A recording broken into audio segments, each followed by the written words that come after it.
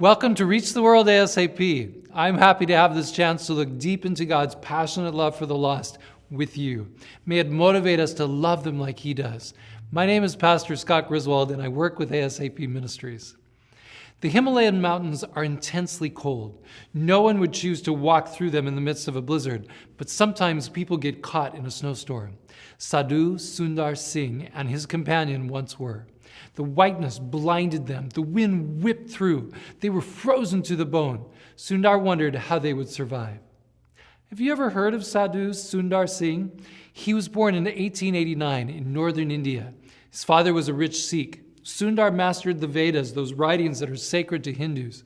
He also studied the Quran.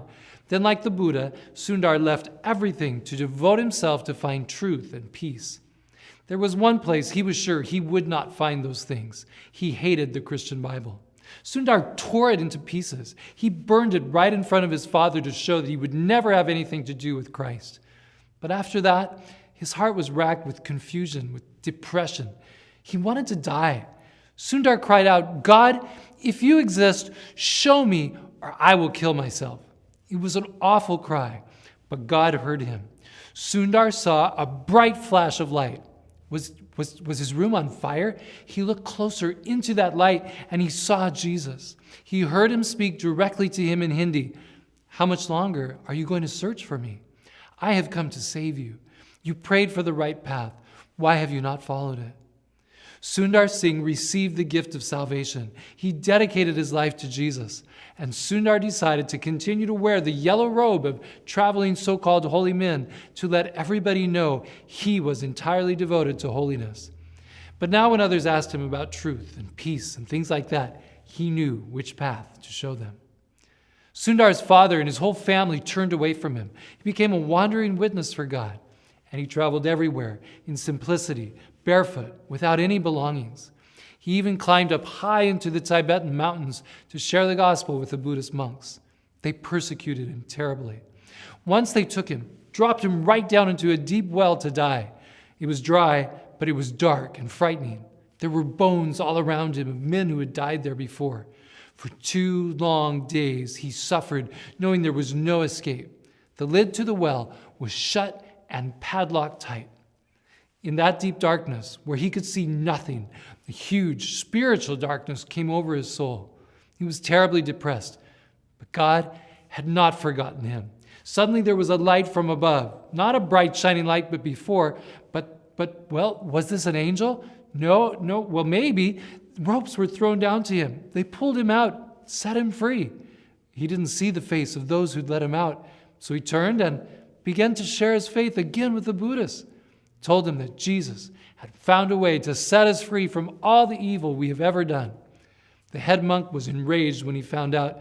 Then he looked and found the key to the locks was still tied to his waist. He realized that somebody very powerful was watching over Sundar, and he gave him freedom. So Sundar continued to travel through those mountains, sharing Jesus. And as he stumbled that day through that snowstorm with his companion, he wondered if maybe now was the end of the road for him. Then he saw a man lying across the road. The cold had overwhelmed him, and he and his traveling companion looked down at him. There he was, laying down to sleep. Sundar reached over and shook him. He knew that if someone tried to sleep in the snow, he'd never stir again. But he didn't move. Sundar's companion said, "Never mind. We don't dare stand here in this cold trying to help this man. We don't even know him. Why, we'll die if we burden ourselves with him." But Sundar refused to abandon him.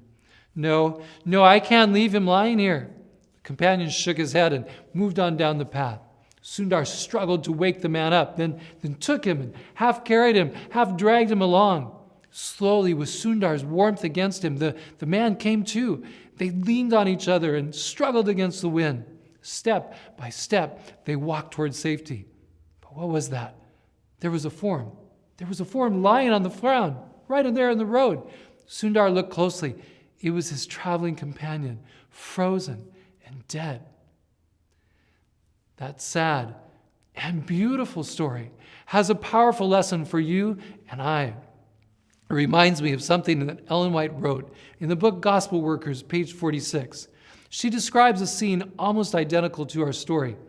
And then she says, And when he had borne his fellow traveler to a place of safety, the truth flashed home to him that in saving his neighbor, he had saved himself also. His earnest efforts to save another quickened the blood which was freezing in his own veins, and created a healthful warmth in the extremities of his body.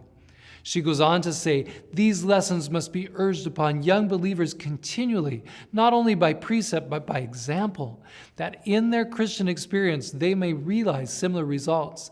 Let the desponding ones, those disposed to think the way to life is very trying and difficult, go to work and seek to help others. In such efforts, mingled with prayer for divine light, their own hearts will throb with the quickening influence of the grace of God. Their own affections will glow with more divine fervor, and their whole Christian life will be more of a reality, more earnest, more prayerful. Do you sometimes feel like you are spiritually dying? Do you feel the coldness, the criticism, the unfriendliness of other Christians seeping into your veins? Do you feel the great clouds of depression and discouragement taking all the sunshine away? Jesus has an answer. In Isaiah chapter 58, he tells us to loose the bonds of wickedness, to undo the heavy burdens, to share your bread with the hungry. If you do these things, he promises, your light will break forth like the morning, and your healing shall spring forth speedily. There are people dying all around us. They're falling asleep under this cold spell of sin. Never mind that you too struggle, doubt, and fall. Rise up and help somebody else. You can say an encouraging word. You can smile. You can visit a nursing home or a soup kitchen. You can volunteer at a refugee resettlement agency. This will help revive you too. And if you really want to take up a life of sacrificial and risky love like Sundar, then there are plenty of opportunities.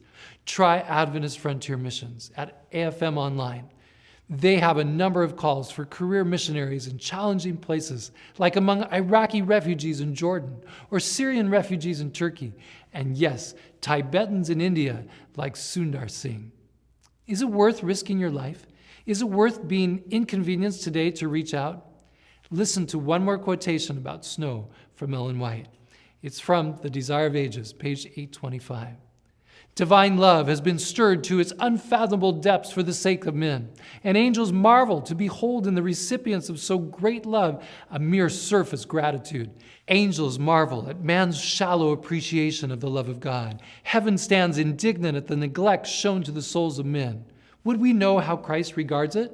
How would a father and mother feel did they know that their child, lost in the cold and the snow, had been passed by and left to perish by those who might have saved it? Would they not be terribly grieved, wildly indignant? Would they not denounce those murderers with wrath hot as their tears, intense as their love?